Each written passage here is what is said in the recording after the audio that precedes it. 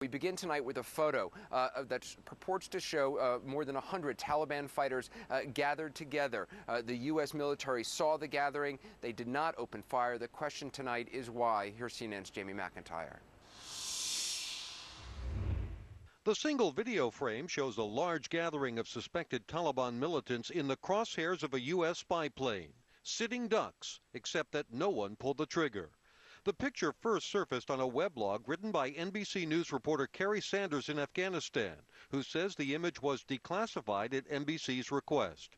According to what Sanders was told, the 190 Taliban members, including top leaders, were at a funeral, and Army officers expressed frustration the group was not attacked.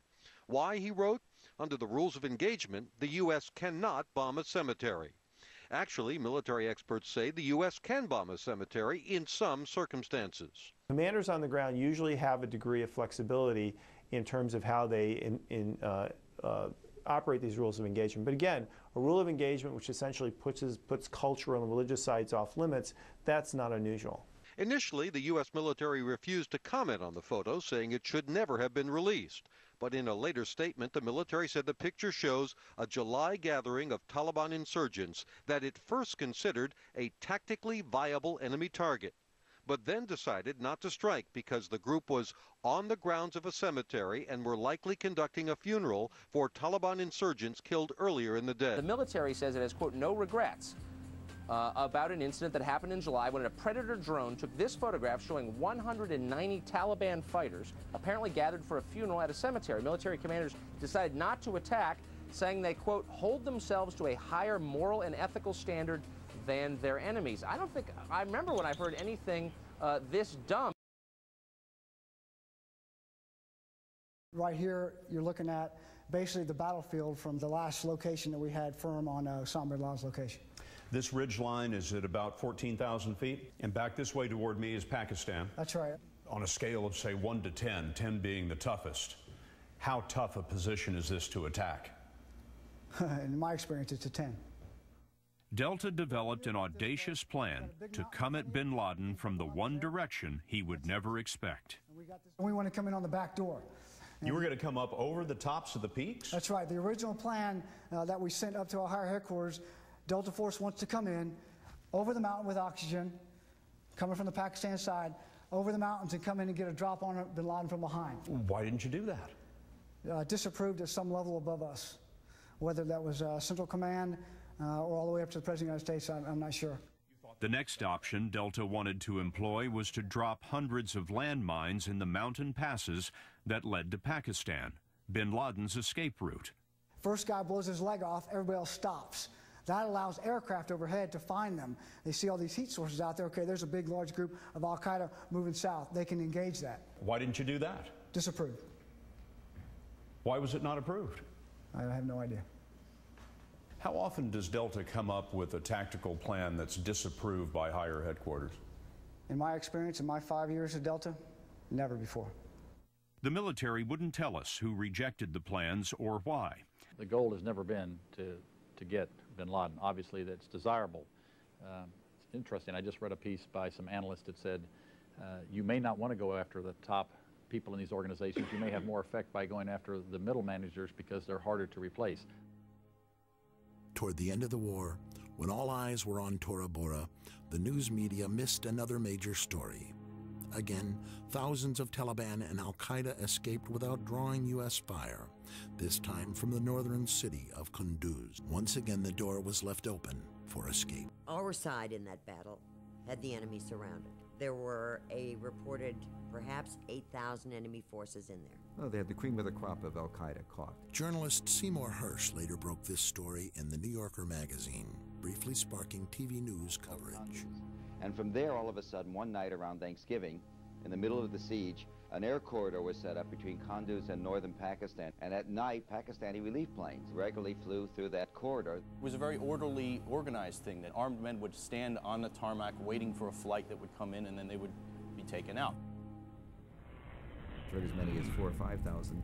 They were not only al-Qaeda, but maybe even some of bin Laden's immediate family were flown out on those evacuations. It had to be done with the blessing of Musharraf, didn't it? Exactly, and of the United States. When I tell you it comes at the level of Don Rumsfeld, it has to. What we're describing here is something which would clearly be noticed by the United States. One or two, maybe not, okay? An airlift of these proportions, it certainly would. This is the most secure space on the face of the earth right now. If someone's moving over Afghanistan, the United States knows about it, clearly.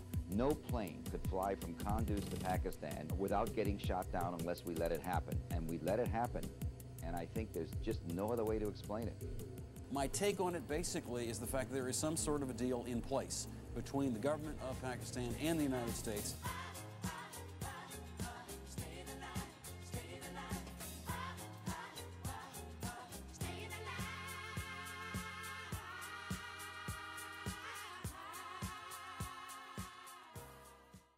Fair to say that among the outcomes you would look at would be a scenario where the Taliban would have some power in the country.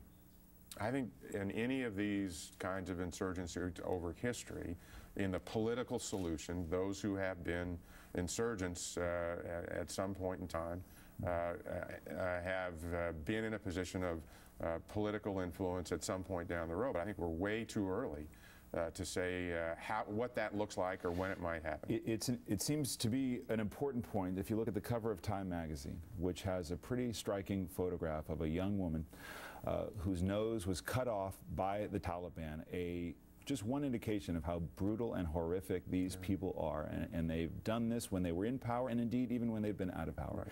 The grim reality, if that's an argument for why the U.S. should not leave, is that our central mission, the central mission of the United States, is not to protect the women of Afghanistan. Is that fair? I think the central mission in Afghanistan right now is to protect the people, certainly, and that would be inclusive of everybody.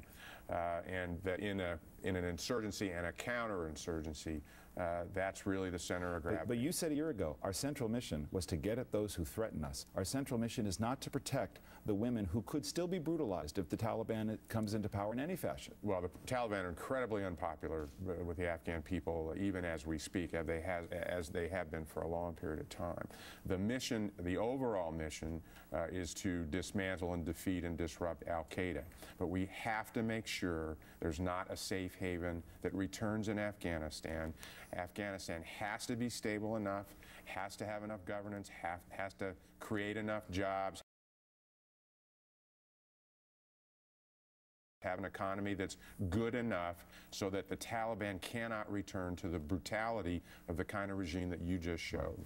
However, the United States could still withdraw and do so having achieved the mission, and yet women like those on the cover of that magazine could still be in danger. Certainly, the long-term goal is to make sure that with respect to the population in Afghanistan, that there's a governance structure that treats its people well.